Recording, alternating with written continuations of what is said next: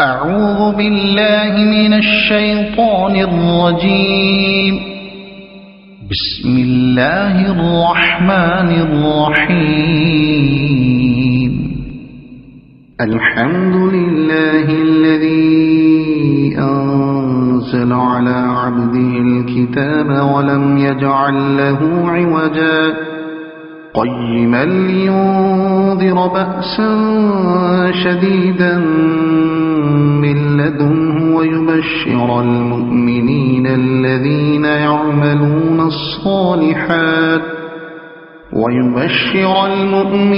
الذين يعملون الصالحات أن لهم أجرا حسنا ماكثين فيه أبدا وينذر الذين قالوا اتخذ الله ولدا ما لهم به من علم ولا لآبائهم كبرت كلمة تخرج من أفواههم إن يقولون إلا كذبا فلعلك باخع نفسك على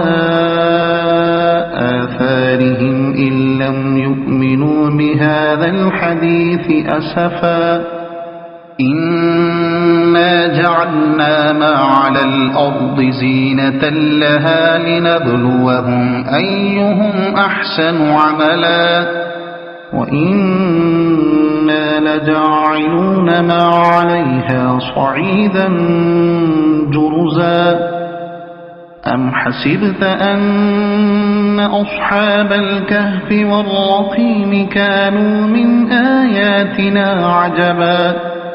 إذ أوى الفتية إلى الكهف فقالوا ربنا آتنا من لدنك رحمة وهيئ لنا من أمرنا رشدا فضربنا على آذانهم في الكهف سنين عددا ثم بعثناهم لنعلم أي الحزبين أحصى لما لبثوا أمدا نحن نقص عليك نبأهم بالحق إنهم فتية آمنوا بربهم وزدناهم هدى وربطنا على قلوبهم إذ قاموا فقالوا ربنا رب السماوات والأرض لن ندعو من دونه إلها لقد قلنا إذا شططا هؤلاء قومنا اتخذوا من دونه آلهة لولا يأتون عليهم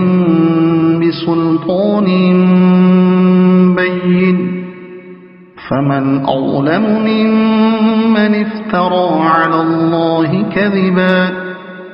وإذ اعتزلتموهم وما يعبدون إلا الله فأووا إلى الكهف ينشر لكم ربكم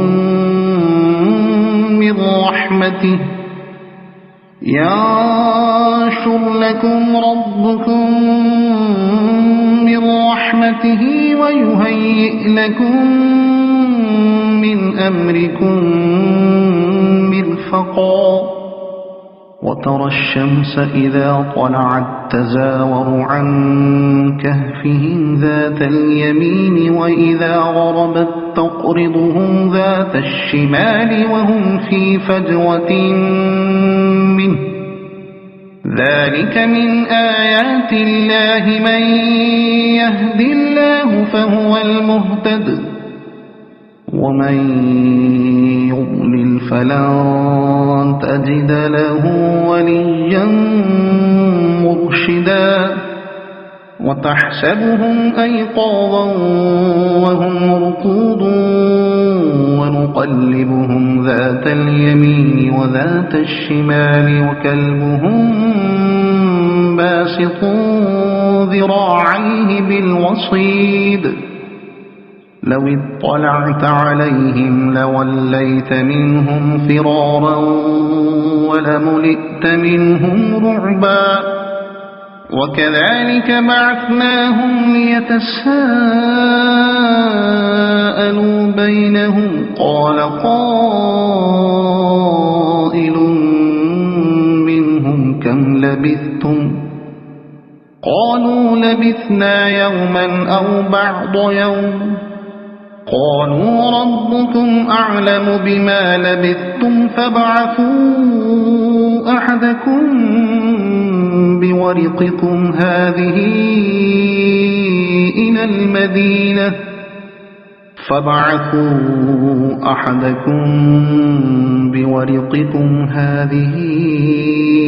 إلى المدينة فلينظر أيها أزكى طعاما فليأتكم برزق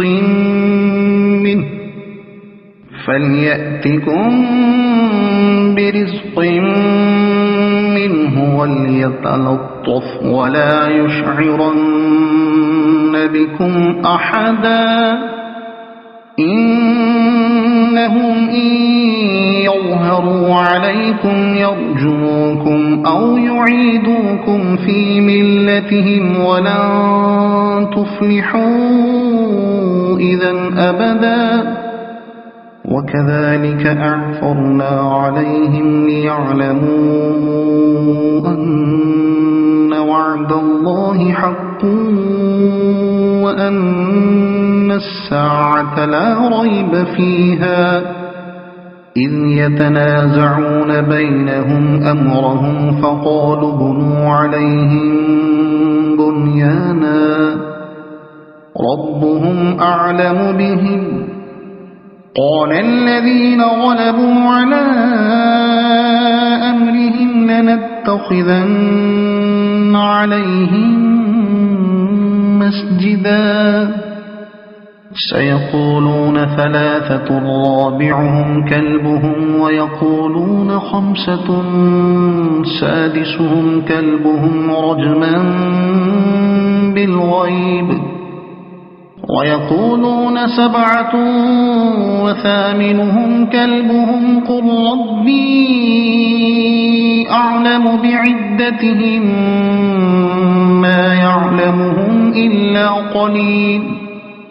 فلا تمار فيهم إلا مراء ظاهرا ولا تستفت فيهم منهم أحدا ولا تقولن لشيء إني فاعل ذلك غدا إلا أن يشاء الله واذكر ربك إذا نسيت وقل عسى أن يهديني ربي لأقرب من هذا رشدا ولبثوا في كهفهم 300 سنين وازدادوا 9 قل الله أعلم بما لبثوا له غيب السماوات والأرض أبصر به وأسمع ما لهم من دونه من ولي ولا يشرك في حكمه أحدا واتل ما أوحي إليك من كتاب ربك لا مبدل لكلماته ولن تجد من دونه ملتحدا واصبر نفسك مع الذين يدعون ربهم بالغداة والعشي يريدون وجهه ولا تعد عيناك عنهم تريد زينة الحياة الدنيا ولا تطع من أغفلنا قلبه عن ذكرنا واتبع هواه وكان أمره فرطا وقل الحق من ربكم فمن شاء فليؤمن ومن شاء فليكفر إنا أعتدنا للظالمين نارا أحاط بهم سرادقها وإن يستغيثوا يغاثوا بماء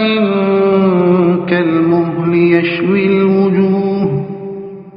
بئس الشراب وساءت مرتفقا إن الذين آمنوا وعملوا الصالحات إنا لا نضيع أجر من أحسن عملا أولئك لهم جنات عدن تجري من تحتهم الأنهار يحلون فيها من أساور من ذهب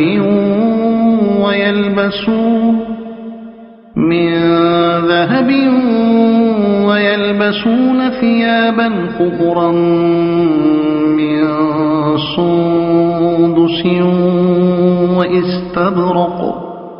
من سندس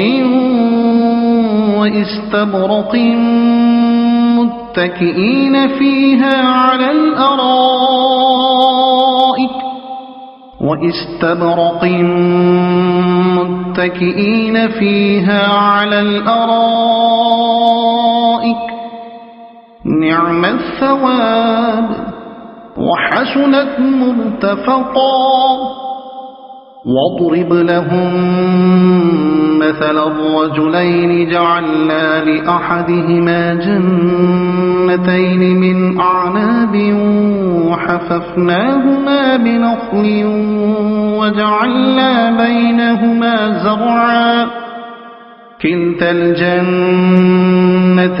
آتت أكلها ولم تظلم منه شيئا وفجرنا خلالهما نهرا وكان له ثمر فقال لصاحبه وهو يحاوره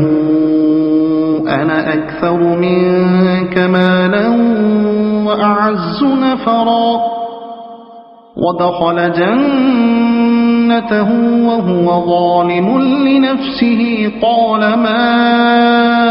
أظن أن تبيد هذه أبدا وما أظن الساعة قائمة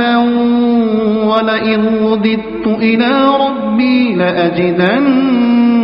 خيرا منها منقلبا قال له صاحبه وهو يحاوره أكفرت بالذي خلقك من تراب ثم من نطفة ثم سواك رجلا لكن هو الله ربي ولا أشرك بربي أحدا ولولا إذ دخلت جنتك قلت ما شاء الله لا قوة إلا بالله إن ترني أنا أقل منك مالا وولدا فعسى ربي أن يؤتيني خيرا من جنتك ويرسل عليها حسبانا من السماء فتصبح صعيدا زلقا أو يصبح ماؤها غورا فلن تستطيع له طلبا وأحيط بثمره فأصبح يقلب كفيه على ما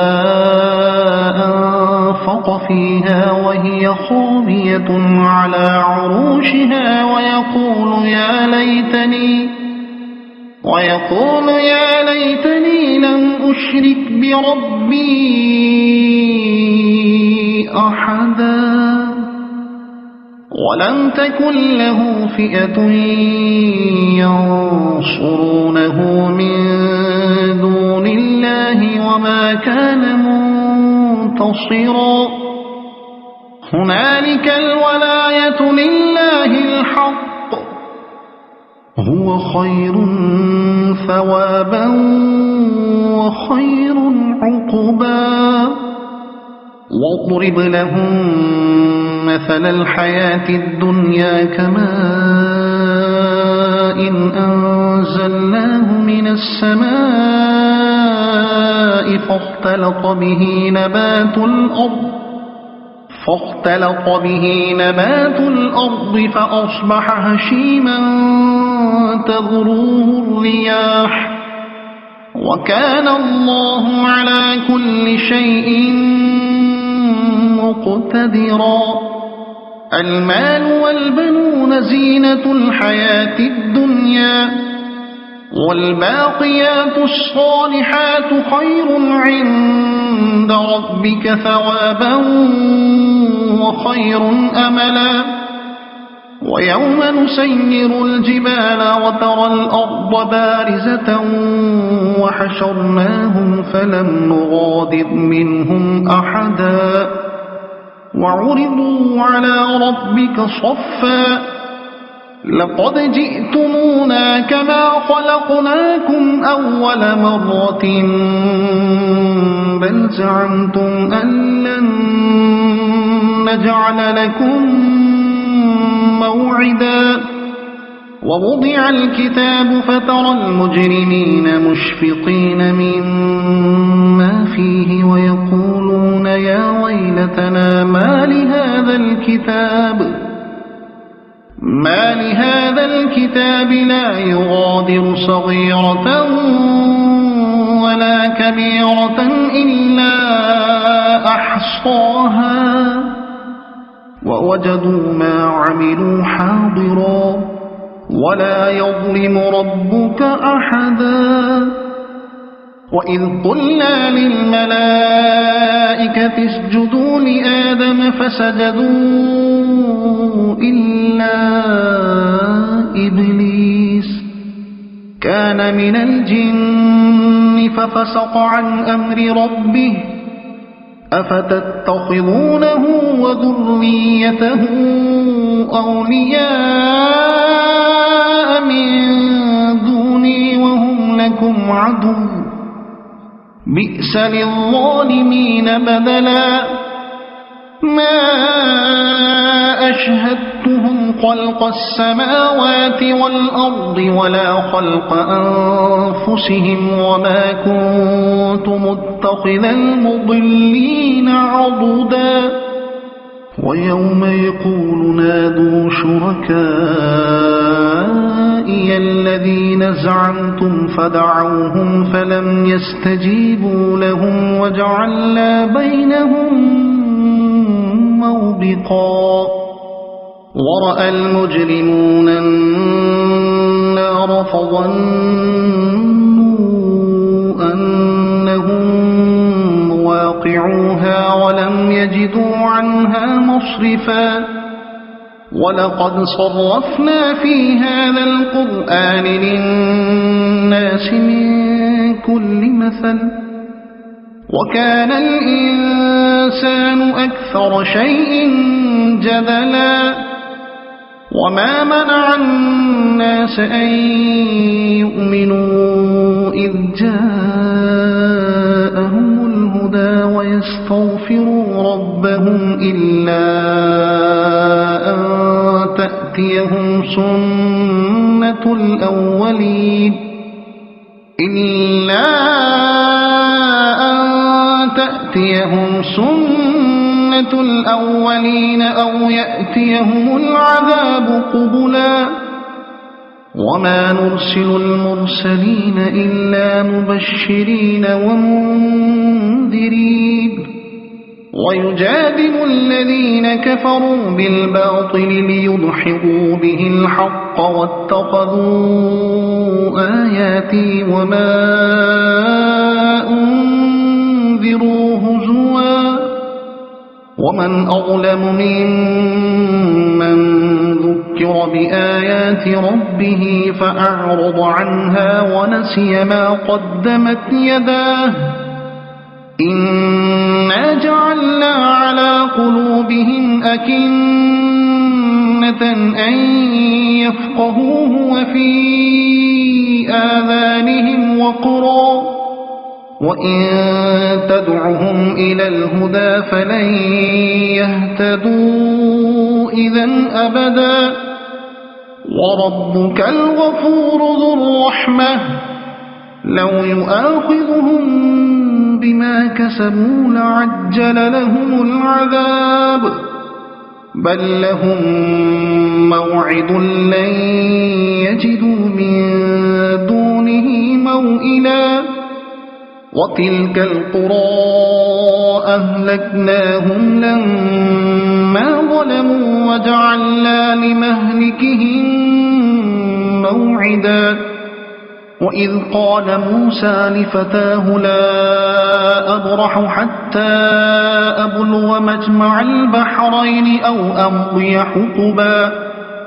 فلما بلغا مجمع بينهما نسيا حوتهما فاتخذ سبيله في البحر سربا فلما جاوزا قال لفتاه آتنا غداءنا لقد لقينا من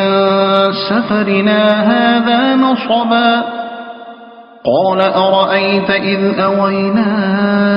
إلى الصخرة فإني نسيت الحوت وما أنسانيه إلا الشيطان أن أذكره واتخذ سبيله في البحر عجبا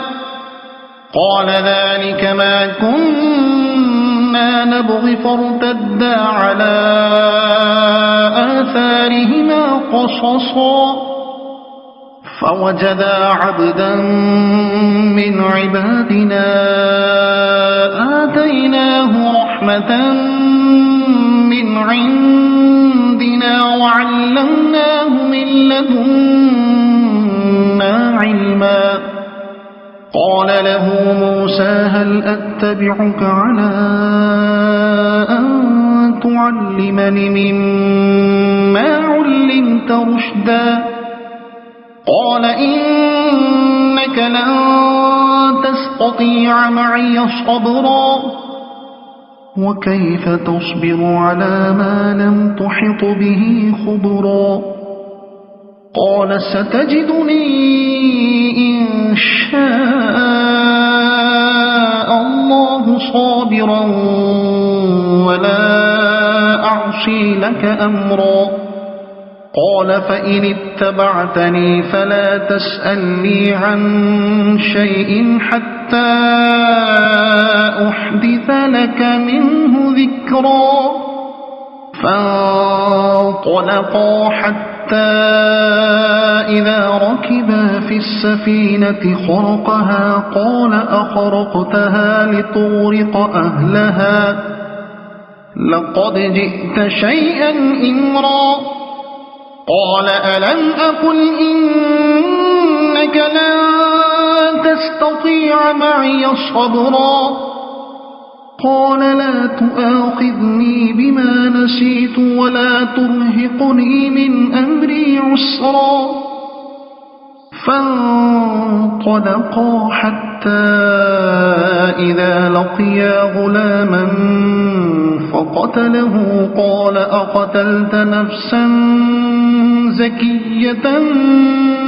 بغير نفس لقد جئت شيئا نكرا قال ألم أقل لك إنك لن تستطيع معي صبرا قال إن سألتك عن شيء بعدها فلا تصاحبني قد بلغت من لدني عذرا فانطلقا حتى إذا أتيا أهل قرية استطعما أهلها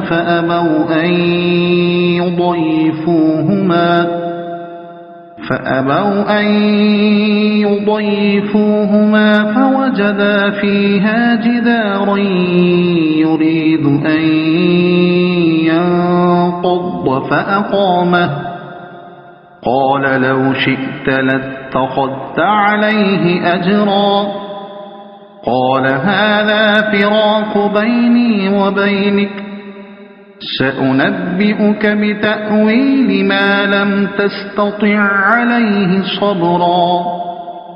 أما السفينة فكانت لمساكين يعملون في البحر فأردت أن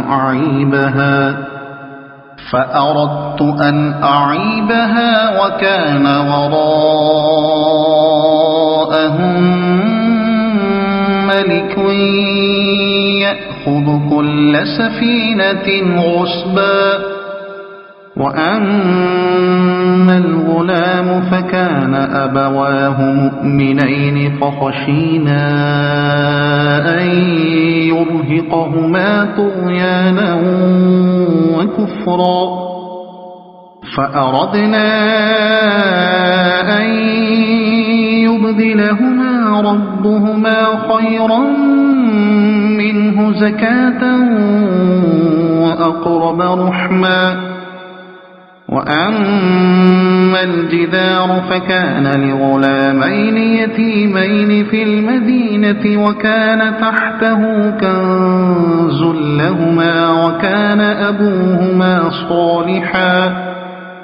فأراد ربك أن يبلغا أشدهما ويستخرجا كنزهما رحمة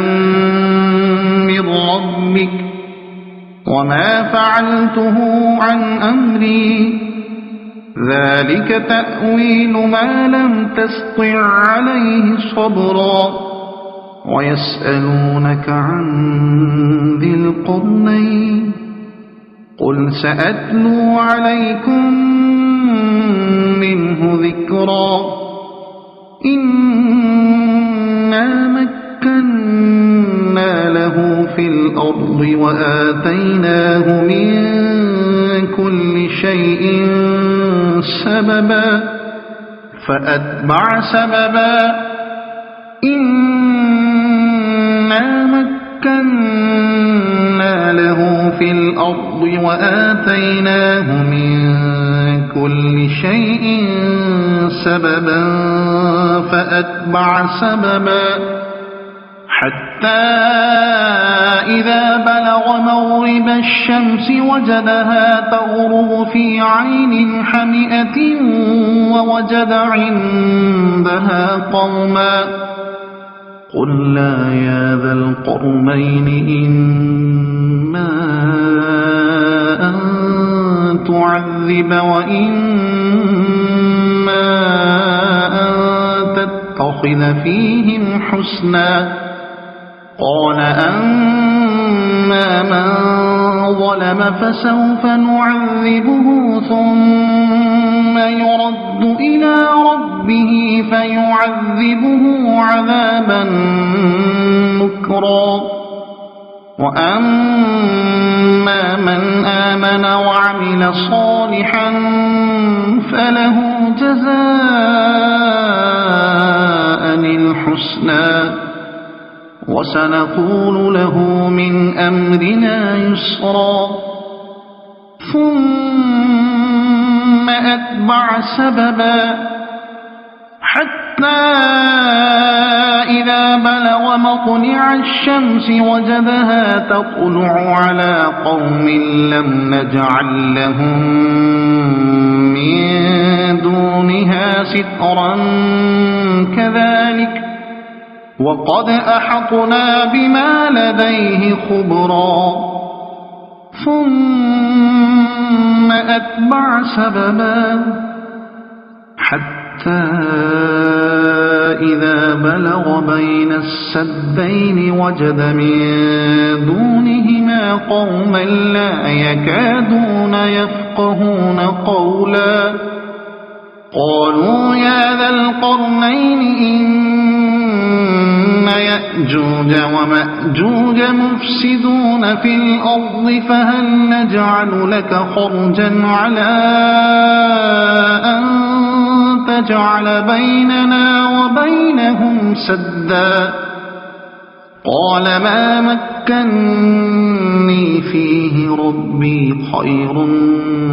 فأعينوني بقوة أجعل بينكم وبينهم ردما آتوني زبر الحديد حتى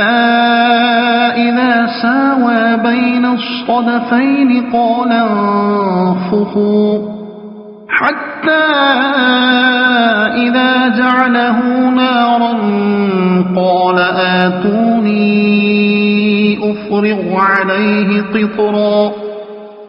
فما استطاعوا أن يظهروه وما استطاعوا له نقبا قال هذا رحمة من ربي فإذا جاء وعد ربي جعله دكاء وكان وعد ربي حقا وتركنا بعضهم يومئذ يموج في بعض ونفخ في الصور فجمعناهم جمعا وعرضنا جهنم يومئذ للكافرين عرضا الذين كانت أعينهم في غطاء عن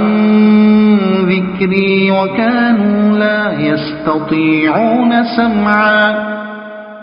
أفحسب الذين كفروا أن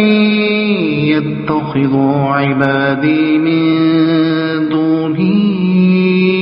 أولياء إنا أعتدنا جهنم للكافرين نزلا قل هل ننبئكم بالأخسرين أعمالا الذين ضل سعيهم في الحياة الدنيا وهم يحسبون أنهم يحسنون صنعا